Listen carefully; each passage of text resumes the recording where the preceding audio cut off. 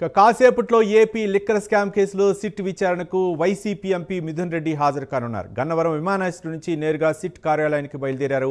AP liquor కేసులో 41 మందిని నిందితులుగా సిట్ చెబుతోంది. లిక్కర్ కేసులో 11 మందిని సిట్ అరెస్ట్ చేసింది. విచారణ అనంతరం మిథున్ రెడ్డిని అరెస్ట్ చేసే అవకాశం ఉన్నట్లు తెలుస్తోంది. ఇప్పటికే ముందస్తు బెయిల్ పిటిషన్ను సుప్రీంకోర్టు కొట్టివేసింది. లిక్కర్ స్కామ్ కేసులో మిథున్ రెడ్డిపై ఇప్పటికే లుక్అవుట్ సర్క్యులర్ జారీ చేసింది.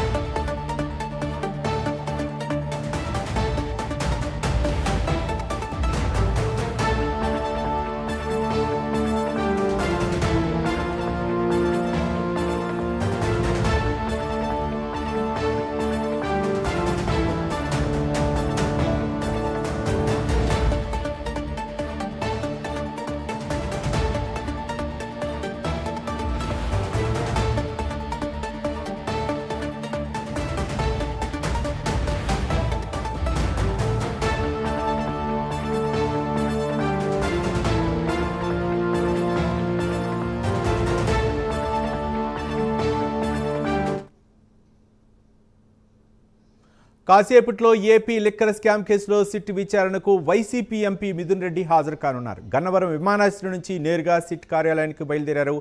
ఏపీ లిక్కర్ కేసులో 41 మందిని నిందితులుగా సిట్ చెబుతోంది. లిక్కర్ కేసులో 11 మందిని సిట్ అరెస్ట్ చేసింది. విచారణ అనంతరం మిథున్ రెడ్డిని అరెస్ట్ చేసే అవకాశం ఉన్నట్లు తెలుస్తోంది. ఇప్పటికే ముందస్తు బెయిల్ పిటిషన్ను సుప్రీంకోర్టు కొట్టివేసింది. లిక్కర్ స్కామ్ కేసులో మిథున్ రెడ్డిపై ఇప్పటికే లుక్అవుట్ సర్క్యులర్ జారీ చేసింది సిట్.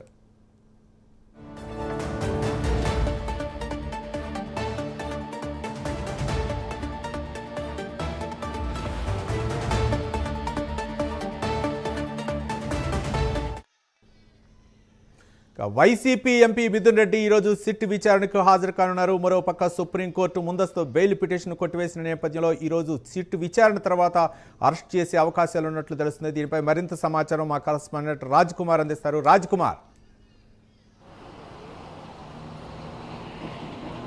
ప్రధానంగా రవి, ఏదైతే కొద్దిసేపటి కిందటే ఎంపీ మిథున్ రెడ్డి కొద్దిసేపటి కిందటే ఇక్కడ హాజరైనట్లు కూడా తెలుస్తోంది.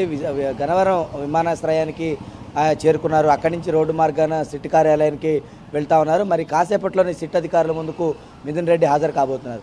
ఏదైతే గత వైఎస్ఆర్ కాంగ్రెస్ పార్టీ హయాంలో లిక్కర్ స్కామ్కి సంబంధించి 3,500 కోట్ల పైచీలకు అవినీతి జరిగిందని, ఏదైతే ఈ అంతా కూడా పక్కదారి పట్టించారని, ఏదైతే నిధులను పక్కదారి పట్టించారనేటువంటి ఒక ఆరోపణలు ఏవైతే వినపడుతున్నాయో, ఈ ఆరోపణలకు సంబంధించి కూడా పెద్ద ఎత్తున మిథున్ రెడ్డి, అదేవిధంగా రాజకేశ్ రెడ్డి, అదేవిధంగా సత్యప్రసాద్, మాజీ బెవరేజ్ కార్పొరేషన్ లిమిటెడ్ ఎండీగా వ్యవహరించినటువంటి వాసుదేవ్ రెడ్డి, ఈ నలుగురు పాత్ర చాలా క్రియాశీలకంగా ఉందని సిట్ అధికారులు తేల్చినట్లుగా తెలుస్తూ ఉంది. A2గా సత్యప్రసాద్, A3గా అదేవిధంగా A3గా ఏదైతే వాసుదేవ్ రెడ్డి, A4గా మిథున్ రెడ్డి, వీరందరూ కూడా ప్రధానంగా గత వైఎస్ఆర్ కాంగ్రెస్ పార్టీ హయాంలో లిక్కర్ స్కామ్కి సంబంధించి పాలసీ మార్పు కావచ్చు, నిధుల మళ్లింపు కావచ్చు, డిస్టిలరీస్ని సొంత వాళ్లకు కట్టబెట్టడం, అదేవిధంగా ఏదైతే సొంతదారులు ఎవరైతే ఉన్నారో వారికి మాత్రమే ఈ డిస్టిలరీస్ నుంచి వచ్చినటువంటి మద్యాన్ని ఇవ్వటము, వాటికి సంబంధించినటువంటి తయారీ ఇవ్వటము, అదేవిధంగా వచ్చినటువంటి ఈ నిధులను పక్కదారి పట్టించడం, వీటన్నిటిని కూడా రాజకేశ్